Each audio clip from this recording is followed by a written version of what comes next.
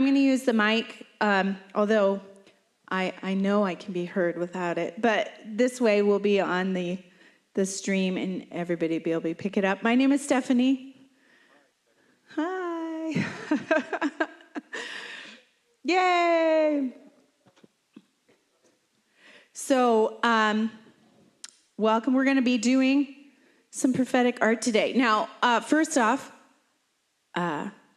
who thinks I am an artist? Awesome. Look at you guys. All right. Who thinks I really like art, but I'm not that great at it? No, not me. Who thinks, I'll start over. Who thinks, hey, you know what? Not me. Not me. Who thinks about themselves, I'm an artist? Okay. Look at that. All right, we got a couple of hands. Now who thinks I really like art, but I'm not very good at it? Right?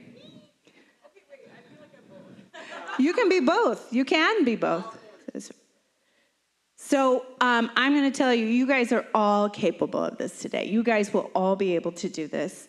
I'm not going to give you extra challenge mode. We can save extra challenge mode for a totally different conference. But today, you have exciting things in front of you. I'm just going to tell you a little bit what you have in front of you.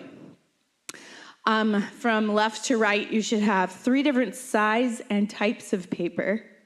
On that far left side is a piece of drawing paper. In the middle is an index card. It might even have lines on the back of it. And then the final card is if you flip it over, it's got Velcro on the back. It's a board. It's actually a watercolor board. We'll be using that last. So that'll be last. So we're going to start with the other thing. But before we even start with picking up our first marker or any of that, we're going to pray. So, Lord, we just thank you for this day. We thank you for the joy that we have coming together this morning. We thank you for the sunshine as it shines off the snow and the snow on the branches, that it's so beautiful on the way in.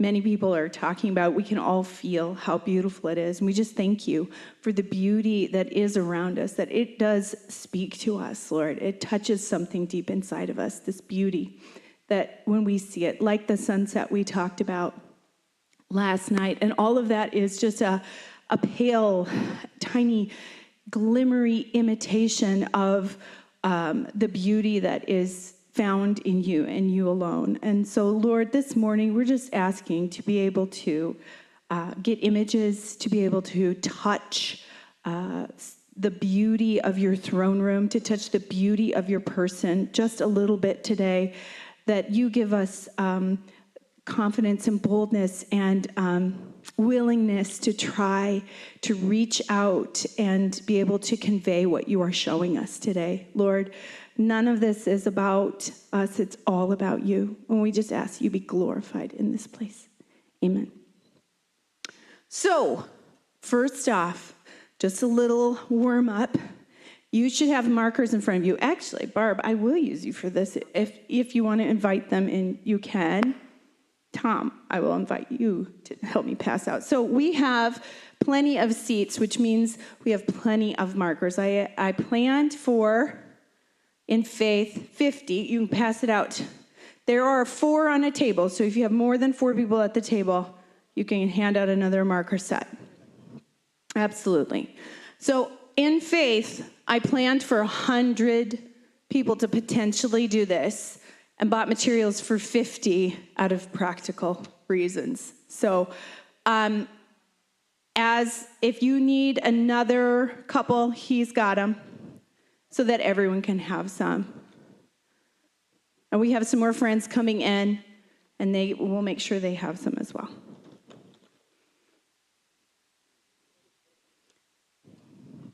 Ladies, there are some seats right over here.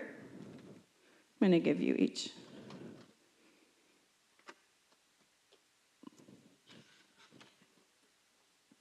Okay, so it's these are brand new packs, so they're kind of hard to get into. It's okay if the paper rips a little bit, but try and open your marker pack and pull out your markers. We'll do that first. Here, I've got more if you're trying to share over here. I have enough for everyone to have their own supply. Do you have enough? Okay, I got it. You got your own, Tim. Okay.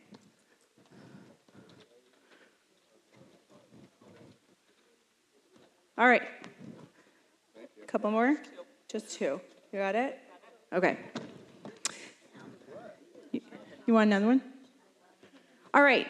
Please note, now you have a lot of stuff on your table, and there is little cups of water. Those are secured down gently to your watercolor thing, but do keep in mind that you have water on there.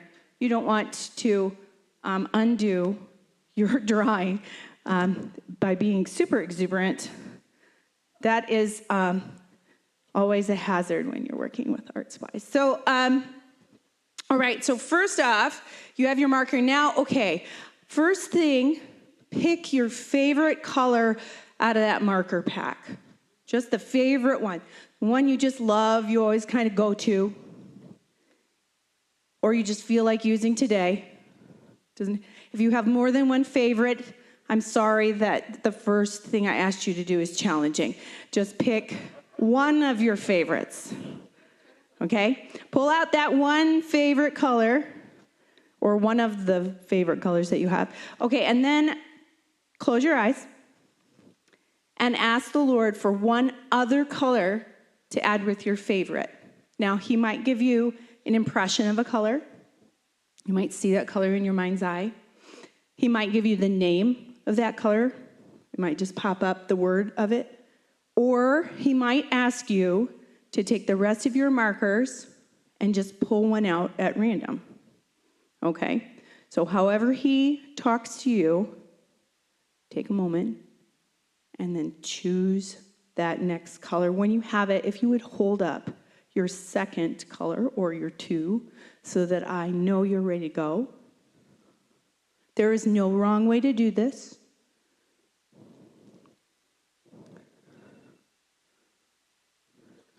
Okay, looks like everybody has their two colors. Okay, so now, that first piece of paper, which is a little larger than your index card, that's on the left there, you're going to make some marks or dots or lines or simple shapes or just color it in.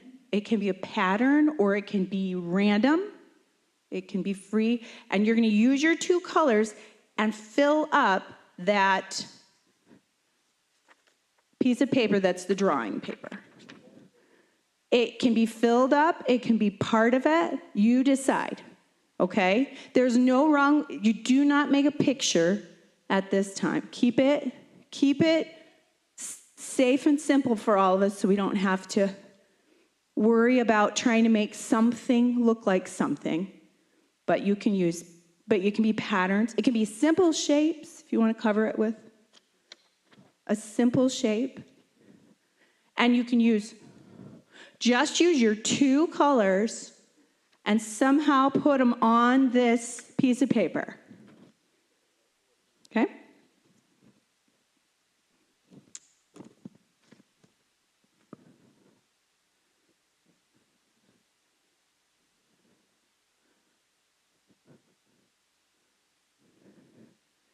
If you haven't put anything on your paper now, just put something, like break the white. Just break the white. Sometimes when you have a blank canvas, you just have to make it not white anymore, and then the rest will come from there.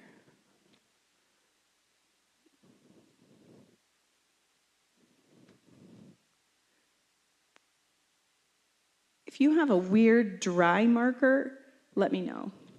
These are new, but, who knows?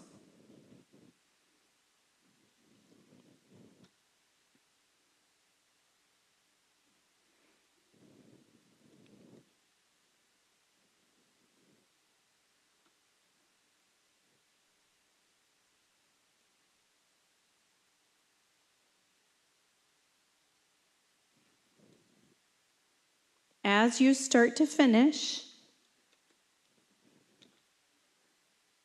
let me know. We've got a finished one, so we're ready to go on some. Use both colors. Well, you have a full page. You don't have to fill it, but consider filling it.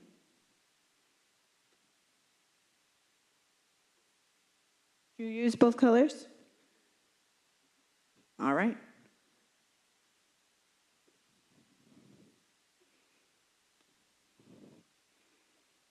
I see as you are finishing, put down your markers so I can see who's done.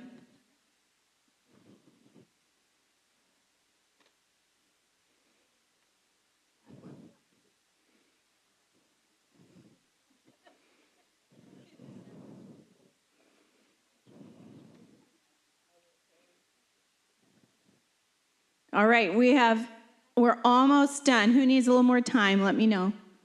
Just a little more time. Go ahead.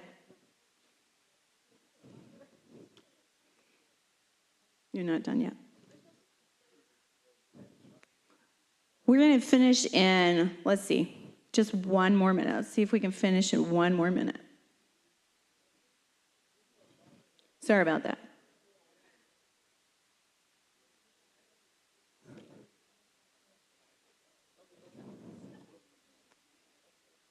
You're okay. You can come back to this if you need more time after the fact. Okay, so now you guys have all created something with just two colors. One of the colors is your favorite color, so that one can really speak to you. And then the other one is the one the Lord gave you when you were waiting, okay? Now, why don't you show the people at your table the different things that you created? Okay?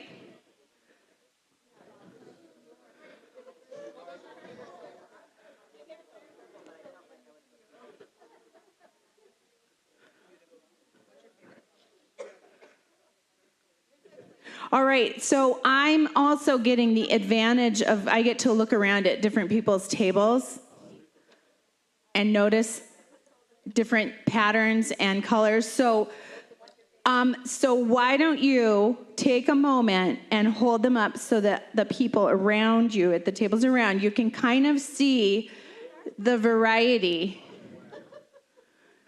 I just heard someone say, look, ours kind of matched, right?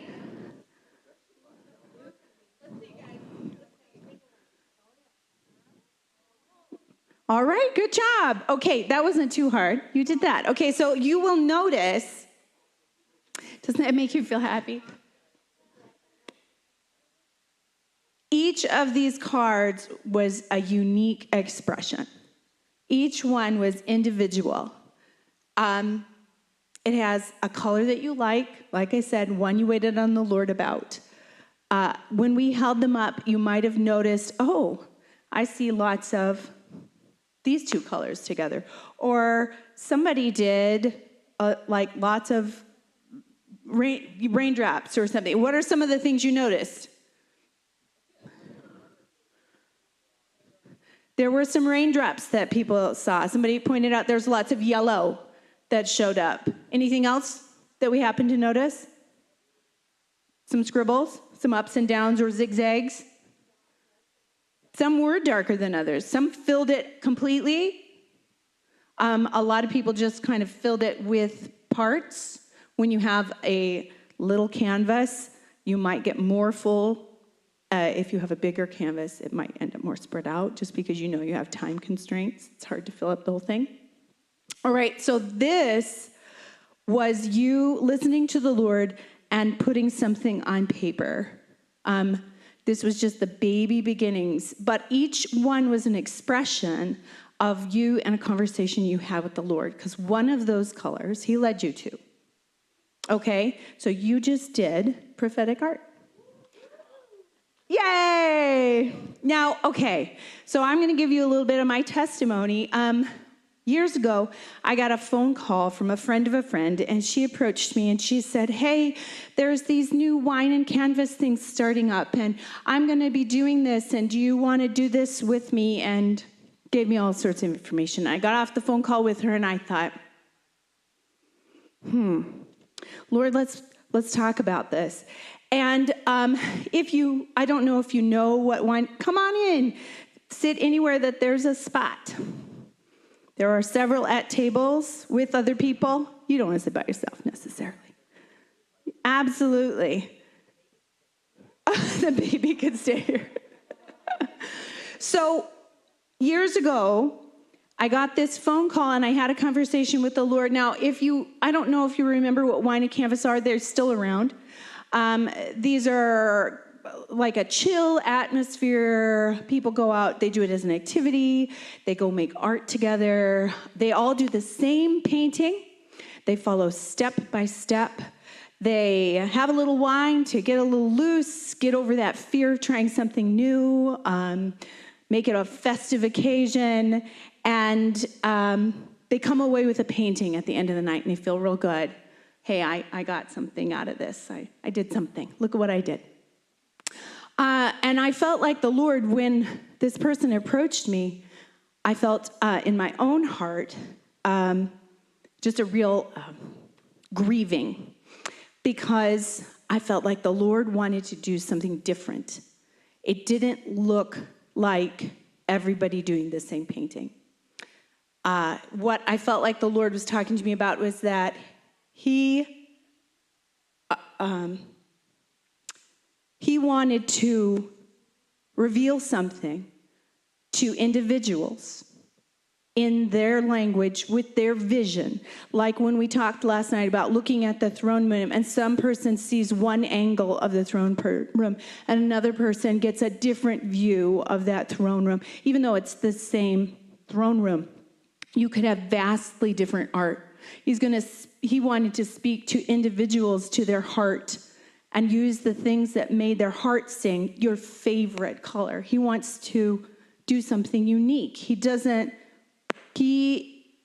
His way of doing something wasn't, let's all do the same exact painting, step by step, and you can walk away and feel like you did something. He wants to be the one that gets you over the hurdle of it's something new and it's a little uncomfortable. He'll be that ease into something new. He'll be that comfort that I'm going to stretch myself rather than a glass of wine. And then he'll create something that is a unique expression, both of what he is doing, what he wants to say, and through you, which is a unique expression of it. So just so you are aware, the way the wine and canvas talks about themselves is to provide step-by-step instructions to reproduce a pre-selected work of art while they drink wine or another beverage. The best thing about wine and paint classes is that they teach you to believe in yourself, relax, and let go of your painting inhibitions. And no one cares if you've never been to a painting class before, if you haven't picked up a paintbrush since primary school, because it's all about getting a little bit tipsy and having the courage to give it a go. So this is all no besmirching wine and canvas. This is a completely different thing than what the Lord is doing. The Lord is doing something that is unique. So he's doing something unique through unique people by listening to him and then responding. So after I got off that phone call, I didn't do the wine and canvas. And I did do my first prophetic art workshop.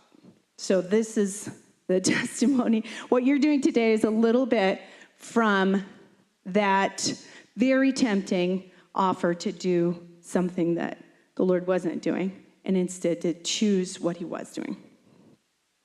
So in the Oxford Dictionary, it describes art, and let me just say, if you ever try and figure out what art is, the entire art world has a discourse going on that's lasted years and years and years and years about what art is, okay? This is not a simple definition, but we'll give you the Oxford Dictionary for today, that art is the expression or application of human creative skill and imagination, typically in visual forms such as painting or sculpture, producing works to be appreciated primarily for their beauty or emotional power. There's entire groups who would disagree with this definition of art, who do art. But that's what we're going to start with. Now, you'll notice in there, it talks about imagination, right? And it also talks about producing works to be appreciated. So there, right there, what you have is that imagination we talked about being conveyed out and then someone else experiencing it. So rather than the pictures in my mind that you can't see, once I do an art piece and I've put it out there, now it is visible and other people can experience it. Art is just like a different mode of communication. So you, when you were little, might have been able to convey something very quickly by drawing a puffy cloud thing and giving it a stem, and everyone knew that that was a tree, and it conveyed something. So you thought of something as a little kid, and you put it on paper, and someone else was able to receive that information, that you were trying to impart, that that's a tree. Now, sometimes it's, as we all know, it's not super clear when the swirly scribble thing is held up, and the kid says, "Look, Mama, I made a hug." And you're like, "Oh, that's awesome. Glad you told me. That's beautiful. I love the yellow in there. There's a lot of yellow in there," right? So that's how the Oxford Dictionary does it. When you ask, I wrote down another definition that's really just part of that really big conversation about what art is, and that was, art is generally understood as any activity or product done by people with a communicative or aesthetic purpose, something that expresses an idea, an emotion, or more generally, a worldview. It is a component of culture reflecting economic and social substrates in its design. So that is another definition, but again, it's got that communicating component to it. Now, prophetic is to listen to what he is saying and to tell it.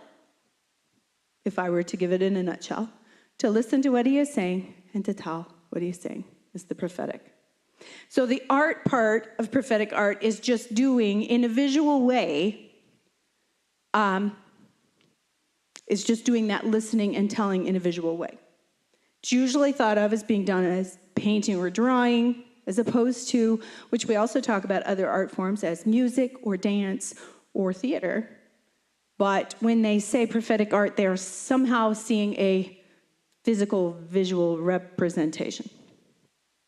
But it can also be sculpture or collage or quilt making, really any other medium that would convey that mood, images, the conversation that you're having with the Lord.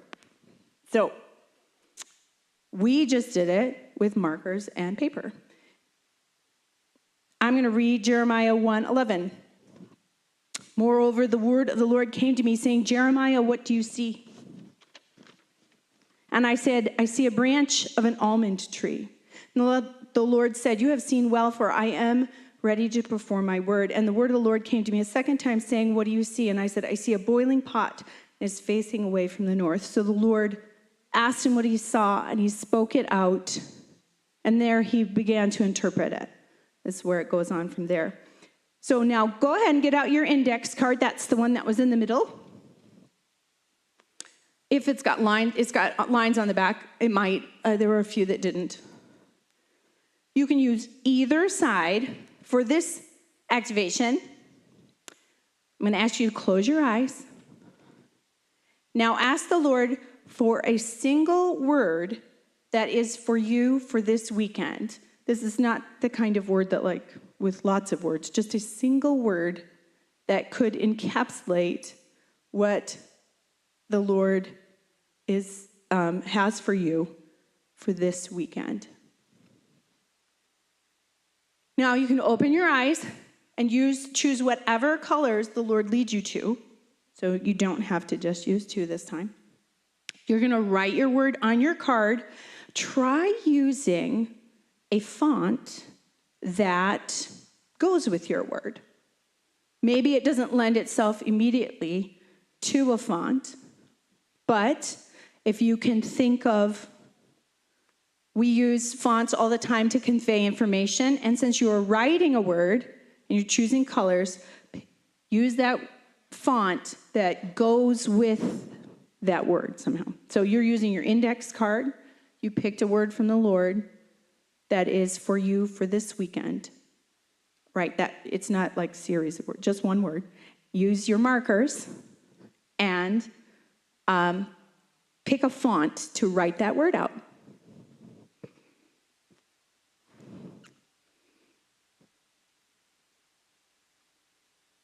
Here, okay.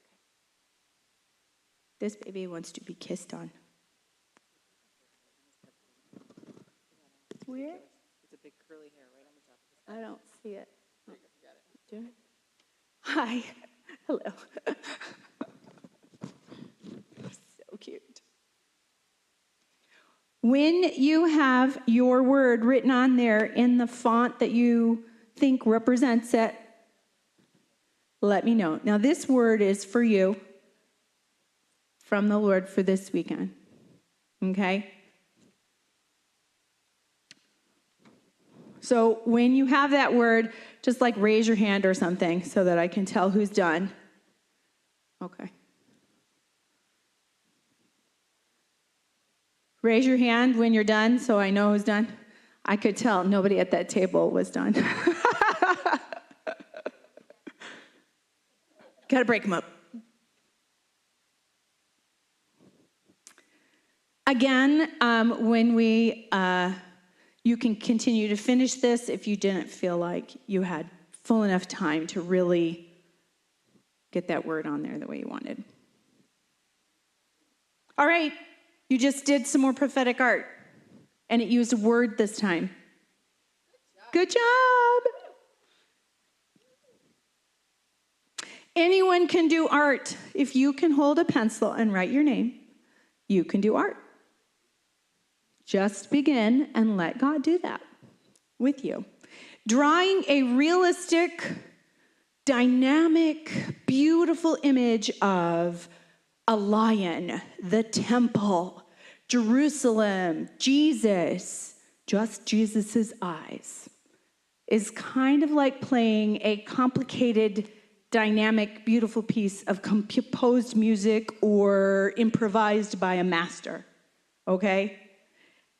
A child messily blending colors with wonky lines and using symbols and scribbles to convey people and cars and houses and hugs and family is like a child singing a little off key with a weak voice or an over loud voice, sometimes stumbling on the words, maybe out of tempo. Both of these are beautiful to God. We see them as very, very different than he sees them. He sees our attempts and our tries. He sees our wonky lines and our weak voices and our desire to convey what he is saying. And he says that's beautiful. The only difference between that master musician and that master painter is years of experience and maybe a focus. Maybe that's what they wanted to really focus on. I know you guys have all heard that I don't have talent or whatever, but that's not what I've experienced with art. There might be something that's a little easier to get your foot started in the door. It might connect a little quicker to begin with, but just like anything that you practice for a long chunk of time, that you keep coming back to and keep trying to do, you can do art. You can get over that little hurdle that is it's easy at first talent just by continuing to try. Just like with any instrument, just like with any sport, just like with anything you do. So anyone can do this. Now, if you look back at those original papers that you did, you'll notice that beautiful colors and designs that God gave us just with markers and 2 colors. Just with 2 colors and a little time talking to him. And you could take something that you did today and keep building off of it, like the beginning little prophetic song that we sang last night, just a phrase, and you could build a whole song out of one of those little phrases, just like you could take your word or your designs and build a whole canvas off of those. But even without the whole canvas, those things are meaningful to the Lord. Now, in preparing for this, I talked with a few friends. You'll be grateful to know that the watercolor was a friend's idea. And that in addition to noticing the beautiful designs that we just did, a friend talked about how fascinated they were with the details that the Lord describes so much when planning his tabernacle. So I'm going to read you a little bit from Exodus 25. Then the Lord spoke to Moses, saying, "Speak to the children of Israel that they bring me an offering. From everyone who gives it willingly with his heart, you shall take my offering. And this is the offering which you shall take from them: gold, silver, and bronze, blue, purple, and scarlet thread, fine linen, and goat's hair, ram skins dyed red, badger skins and acacia wood, oil for the light, spices for the anointing oil and for the sweet incense, onyx stones and stones to be set in the ephod and in the breastplate. And let them make me a sanctuary that I may dwell among them. According to all that I show you, that is the pattern of the tabernacle and the pattern of all its furnishings, just so you shall make it."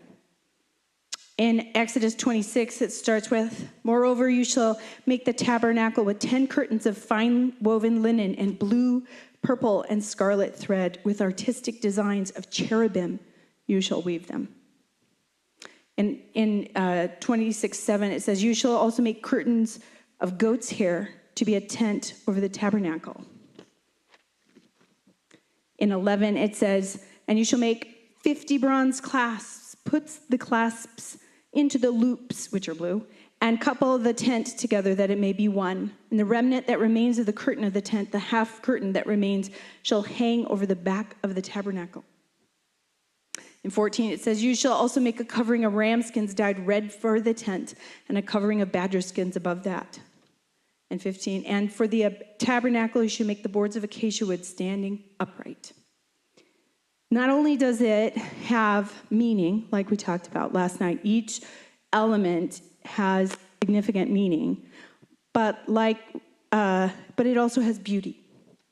Beauty meant to touch us deeply, to captivate us, to make us fall more in love with the one that this detail matters to.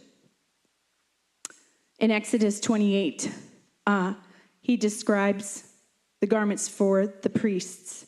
"And you shall make holy garments for Aaron, your brothers, for glory, for beauty. For you shall speak to all who are gifted artisans, whom I have filled with the spirit of wisdom, that they may make Aaron's garments to consecrate him, that he may minister to me as priest. And these are the garments which they shall make: a breastplate, an ephod, a robe, a skillfully woven tunic, a turban, and a sash. So they shall make holy garments for Aaron, your brother, and his sons, that he may minister to me as priest.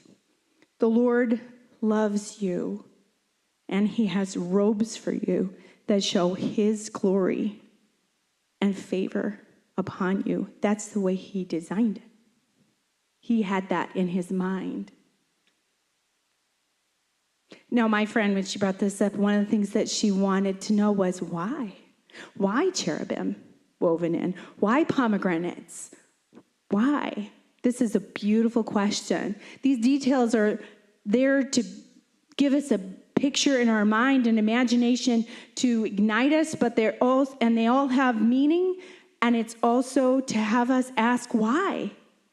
If someone sets up the room with paints and brushes and you had come here and didn't know we were doing prophetic art, you'd be like, why is this set up this way? What's going on? I want to know. I want to know more. You shall make the robe of the ephod olive blue, and there shall be an opening for the head in the middle of it, and it shall be woven binding all around its opening, like the opening of a coat of mail, so that it doesn't tear. And upon its hem you shall make pomegranates of blue, purple, and scarlet all around its hem, and bells of gold between them all around. A golden bell and a pomegranate, a golden bell and a pomegranate upon the hem of the robe all around. And it shall be upon Aaron when he ministers, and its sound shall be heard when he goes into the holy place before the Lord, and when he comes out, that he might not die. So, before we get to our canvases, I just want to read a couple things. 2 Corinthians 3:18, but we all with unveiled face, beholding as in a mirror the glory of the Lord, are being transformed into the same image from glory to glory, just as by the Spirit of the Lord. We keep looking at him. We keep trusting that it's working in us, that he's changing us. Psalm 27:4, one thing I have desired of the Lord that I will seek, that I may dwell in the house of the Lord all the days of my life, to behold the beauty of the Lord.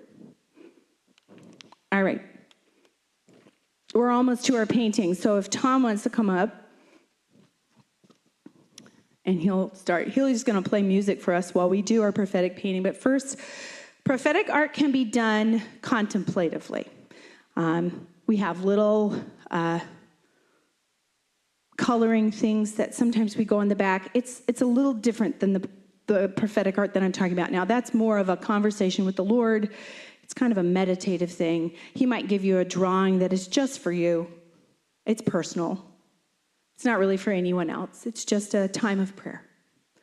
It can be done from one individual out to many, like you're painting a painting, like a conversation or a word that you heard from the Lord, and you release it in the painting, and then the others can see. Okay? That is often what we think of when we think of prophetic art. But this weekend, we're talking about the community nature of the prayer room, the antiphonal hearing and responding, the fact that you're sitting next to other people and you can see their art too. It's okay to be inspired by somebody next to you. It's okay to see what they did and thought, oh, that's a great idea. I think I might add a little bit of this to mine because I saw something that someone else did. Today, because of that community nature of the prayer room that we're talking about, we'll be painting our individual little board paintings with our watercolor. Practically, you've got little cups there, little brushes, and paper towels. My recommendation is to start with the light colors because as soon as you're to the dark colors, you're kind of committed to dark. That's just a watercolor FYI. You can add the dark after, but if you're going to start with light, start with light. Watercolor works also in that if you remove wherever you want white, you don't put anything. So that's another hint. These little boards are going to be put together in a big painting. Just like your voices are going to be put together in our prayer room with your prayers, hearing each other pray, and building off of somebody else's prayer and letting that inspire you to pray something. This board right here has rows of Velcro. So the way this works is once your little painting is completed, we'll add it together with the others. And when we're all done, we'll have a painting. This is 100 squares, but it'll probably be half that size. So we'll have a painting up here that will be the images that the Lord gives you to paint in these little paintings. Now, it's easier with guided, and we really want to focus on his throne room. So I have Revelation 4. So this is the part. Somebody asked me if I need a Bible. So if you want your Bible, you can pull up Revelation 4, and we will look at that passage that we read last night. If you have the notes from last night, you can pull those out. It's okay to use the image that Daniel saw or Ezekiel when he was viewing the throne room and the details that he saw.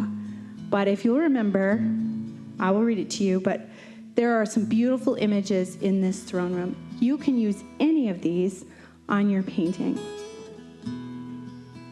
After these things I looked, and behold, a door standing open in heaven.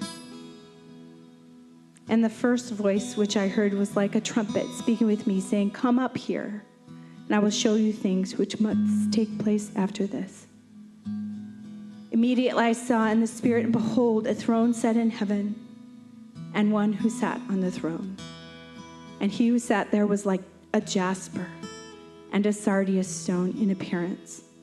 And there was a rainbow around the throne, in appearance like an emerald. And around the throne there were 24 thrones, and on the thrones I saw 24 elders sitting clothed in white robes. And they had crowns of gold on their heads. And from the throne proceeded lightnings, thunderings, and voices. 7 lamps of fire were burning before the throne, which are the 7 spirits of God. Before the throne there was a sea of glass, like crystal, and in the midst of the throne and around the throne were 4 living creatures, full of eyes in front and in back. The first living creature was like a lion, the second living creature like a calf, the third living creature had the face of a man, and the fourth living creature was like a flying eagle. The 4 living creatures, each having 6 wings, were full of eyes around and within. And they do not rest day or night, saying, "Holy, holy, holy, Lord God Almighty, who was and is to come." And whenever the living creatures give glory and honor and thanks to him who sits on the throne, who lives forever and ever, the 24 elders fall down before him who sits on the throne and worship him who lives forever and ever, and cast their crowns before the throne, saying, "You are worthy, O Lord, to receive glory and honor and power, for you created all things, and by your will they exist and were created." So full of images. It could be as simple as that sea of glass, and you could fill up, like you did your little card, the whole canvas with a color. It could be as intricate as eyes or crowns.